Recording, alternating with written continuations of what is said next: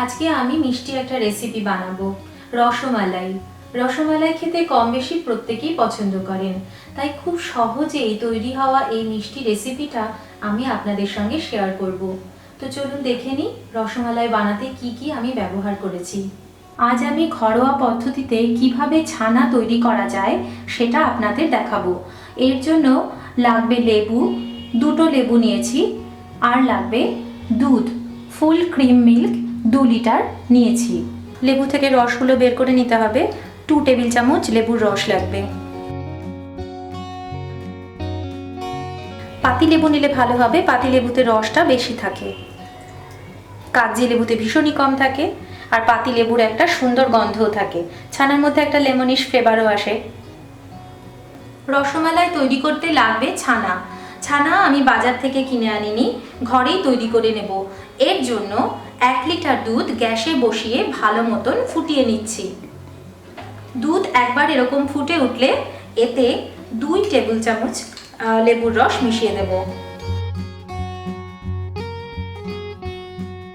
লেবুর রস দিয়ে আঁচটা একটু কমিয়ে ঢেকে রাখলে কিছুক্ষণ বাদেই তৈরি হয়ে যাবে ছানা।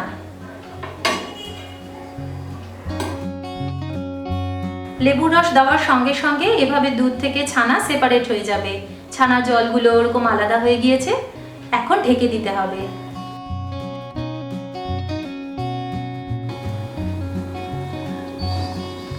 ছানা রেডি হয়ে গিয়েছে, কিছুক্ষণ আর ঢেকে রাখলে শক্ত শক্ত ছানা একদম তৈরি হয়ে যাবে।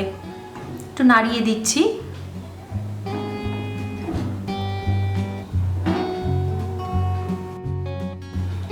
ছানা হয়ে গিয়েছে, এখন আঁচটা অফ করে কিছুক্ষণ ঢেকে রাখলেই তারপর ছেঁকে নিলে ছানা তৈরি হয়ে যাবে।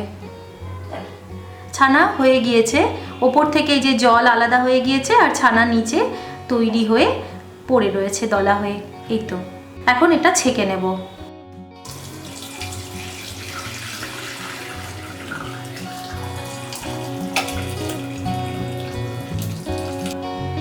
এবার একটু এভাবে চেপে চেপে দিতে হবে, যাতে এখান থেকেও জলটা সম্পূর্ণ বেরিয়ে যায়।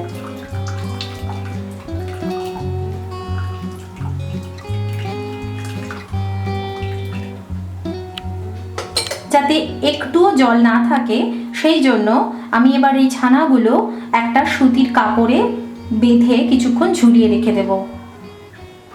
ছানাটা এবার সুতির কাপড়ে ঢেলে নিচ্ছি। ঢেলে একটু চিপে তারপর ঝুলিয়ে রাখবো। ঘন্টা 2-3 ঝুলিয়ে রাখলেই হবে, তাহলে জলটা সম্পূর্ণ পড়ে যাবে।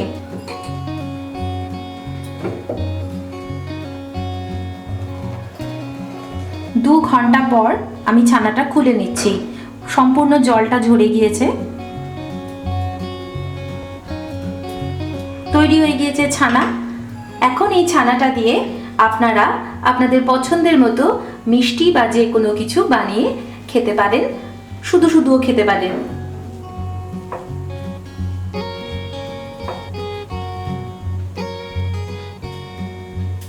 রসমালাই বানানোর জন্য আমাকে ছানার মণ্ড থেকে কিছু লেচি কেটে নিয়ে আগে মিষ্টিটা বা রসগোল্লাটা বানিয়ে নিতে হবে। এর জন্য ছানাটা আমি এরকম ভেঙে নিয়েছি। এর মধ্যে দেব 1 চা চামচ ময়দা। ময়দাটা বেশি দিলে কিন্তু মিষ্টিগুলো শক্ত হয়ে যাবে। 1 চা চামচ ময়দা দেওয়ার পরে দেব 1/2 চা চামচ বেকিং পাউডার দিয়ে ভালোভাবে মেখে নিতে হবে।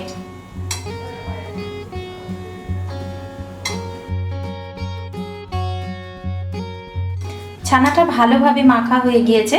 এখন এই মণ্ড থেকে ছোট ছোট লেচি কেটে নিয়ে গোল, লম্বা বা চ্যাপ্টা যে কোনো আকৃতির, যেটা খুশি সেভাবে গড়ে নিতে হবে। আমি এরকম চ্যাপ্টা চ্যাপ্টা করে নিয়েছি।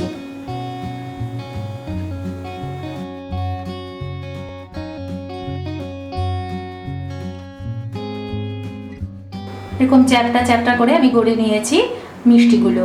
এবার এগুলোকে রসে চোবাবো।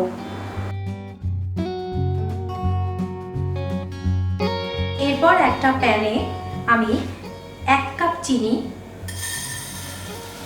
আর 4 কাপ জল দিয়ে ফোটাবো। দিয়ে দেব আর 2 থেকে 3টে মাত্র ছোট এলাচ, দিয়ে ভালো করে নেড়ে জলটা ফোটাবো। চিনির রসটা যখন ঘন হয়ে আসবে তখন এর মধ্যে মিশিয়ে দেব আমার তৈরি করে রাখা ছানার লেচিগুলো। চিনির রসটা ফুটে উঠেছে, এখন এর মধ্যে ছানা থেকে কেটে নেওয়া এই লেচিগুলো আমি দিয়ে দেব।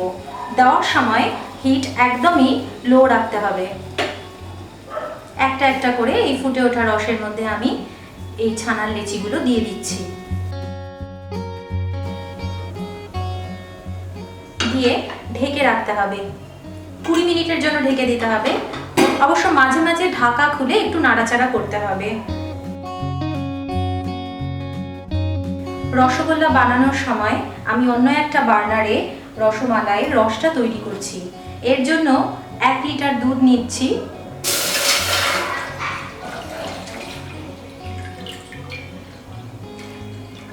একটু এলাচ দেব, একটা দিলেই হবে।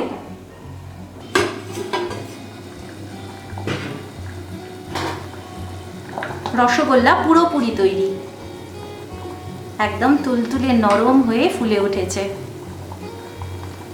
গ্যাস অফ করে দিচ্ছি এবং কিছুক্ষণ রুম টেম্পারেচারে আসার জন্য রেখে দিচ্ছি।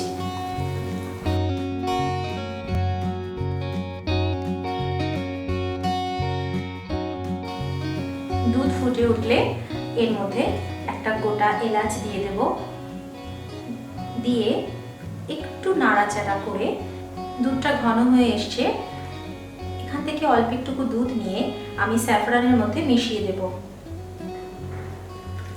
গরম দুধের সাথে স্যাফরান গুলে একটা খুব সুন্দর কালার ছাড়ে। এই কালারটাই আমি আবার দুধের মধ্যে মিশিয়ে দেব, যাতে একটা সুন্দর রঙও হয় আর একটা স্যাফরানের সুন্দর গন্ধও আমরা পাই। দেব 1/2 কাপ চিনি। চিনি স্বাদ অনুযায়ী দেওয়া যায়, যারা বেশি চিনি পছন্দ করেন বা মিষ্টি পছন্দ করেন তারা একটু বেশিও দিতে পারেন। আমি 1/2 কাপ দিয়ে দিয়েছি। আর দেব গুঁড়ো দুধ। গুঁড়ো দুধ 1 টেবিল চামচ দিয়ে ভালো করে নেড়ে দেব। দুধ ঘন হয়ে এসেছে, কিন্তু আমি যতটা মালাইয়ের জন্য ঘন চাইছি এখনো সেটা হয়নি। 1 লিটার দুধকে ঘন করে 1/2 লিটার করে নিতে হবে। দুধটা ঘন হয়েই এসেছে, এর মধ্যে দিয়ে দিচ্ছি দুধে ভেজানো জাফরানগুলো। এরপর দেব ড্রাই ফ্রুটগুলো, কাঠবাদাম, গোটা কাজু আর পেস্তা।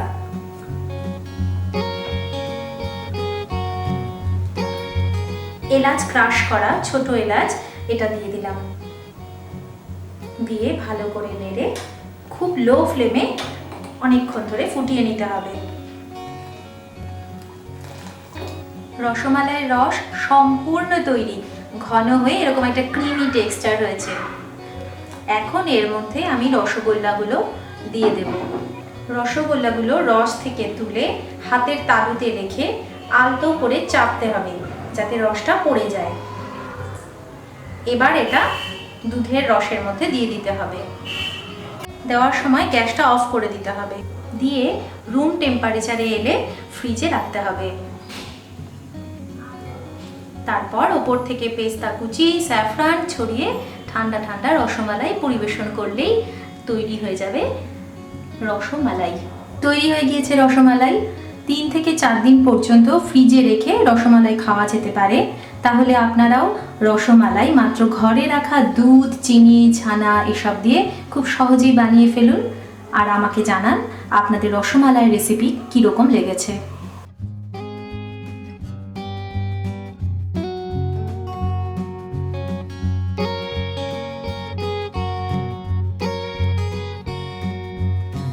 দেখলেন তো কত সহজেই রসমালাই তৈরি করে ফেলা যায়, খুব চটজলদি তৈরি হয়ে যায় এই মিষ্টি।